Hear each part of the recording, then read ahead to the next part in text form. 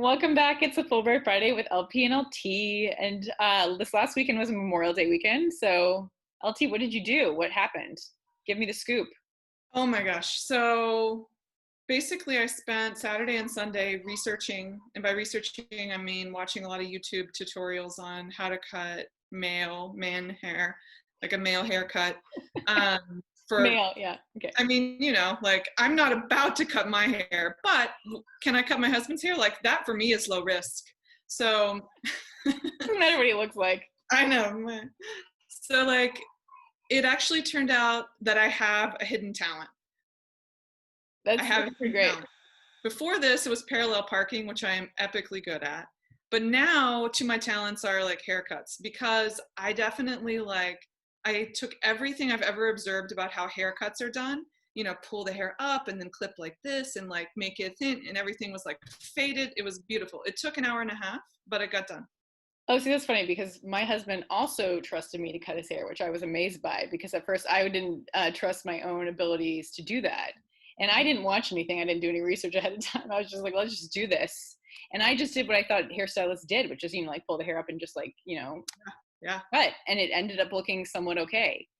Maybe because it's like, really thick hair. So it maybe hid some imperfections, but You know what? I think we have like a new talent. yeah, we could be hairstylists. We can go on our hobby line. I know, our own salon on the side. Yeah, it sounds great. Go cuts. Yep.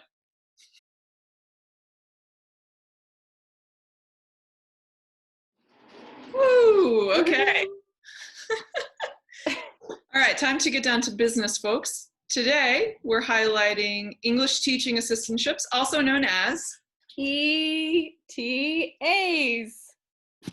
Okay. All right, three things you really need to know about the English teaching assistantships. LP, hit us with our first. Number one is that the qualifications required for different ETA placements vary. So you need to check the language skills that are required. Some will require intermediate language skills. Others might say novice, or some may not have any language required.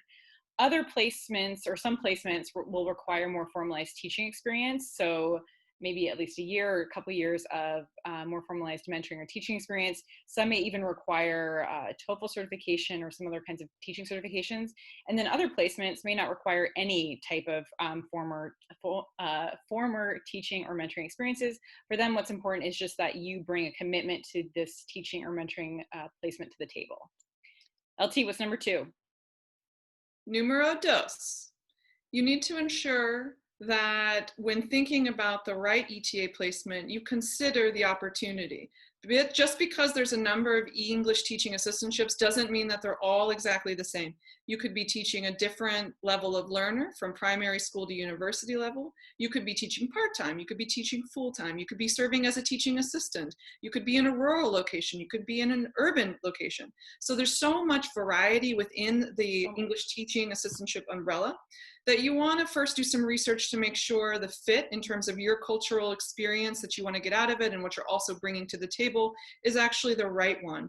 We have in today's newsletter, if you will scroll down after the YouTube, if you scroll down, you're going to find a link to a experiential blog directory.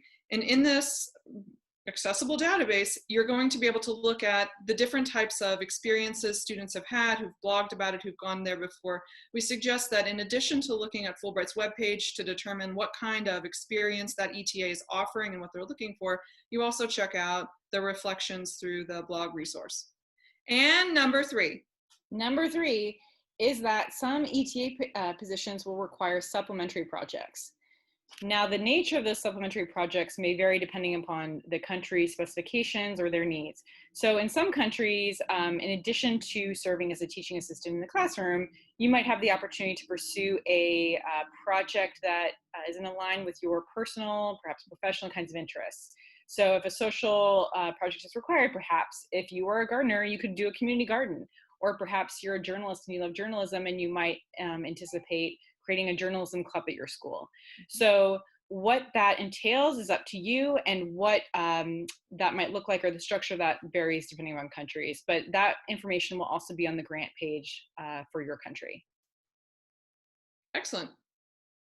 Cut it out.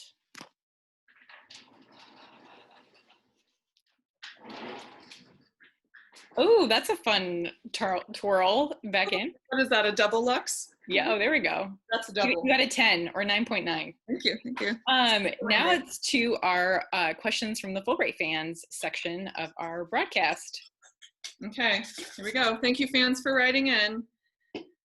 Oh, I mean, it's unfortunate I get to read these all the time because I already have my answers like way before. Okay. What have you only recently formed an opinion about? Someone has yet to convince me that what's the technology where you're frozen after you die with the hope that at some point cryogenic freezing. Cryogenic. Someone has yet to convince me that cryogenic freezing is a good thing. I think I'm indifferent because I'll be dead. So you just like to be in a, frozen in a freezer somewhere? Doesn't matter. I mean, I guess on the off chance that you could come back, I mean, that's a win. Is it though? Like if you come back, what do you like? How do you get a job? You don't have any skills. And then all your family. And then are you frozen at age like 90? Hopefully you like live to 90 and then. Yeah, do you come back in the 90-year-old body? Definitely. With the same kind of ailments that you had previously, or do they use like gene editing to fix your? Yeah, so I'd have to have like definitely some conditions. Like do not revive me unless these things, definitely like better Botox, number one. Looking all great up here. Gotta be real great up here before I'm coming back. Yeah.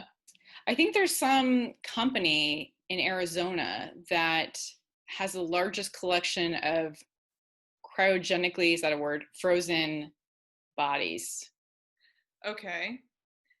Now this begs a very interesting question. How much do you think it costs to be cryogenically frozen? And then like, there's probably rent. I think hundreds of thousands of dollars. I think, yeah, and you probably have to. Space is at a premium.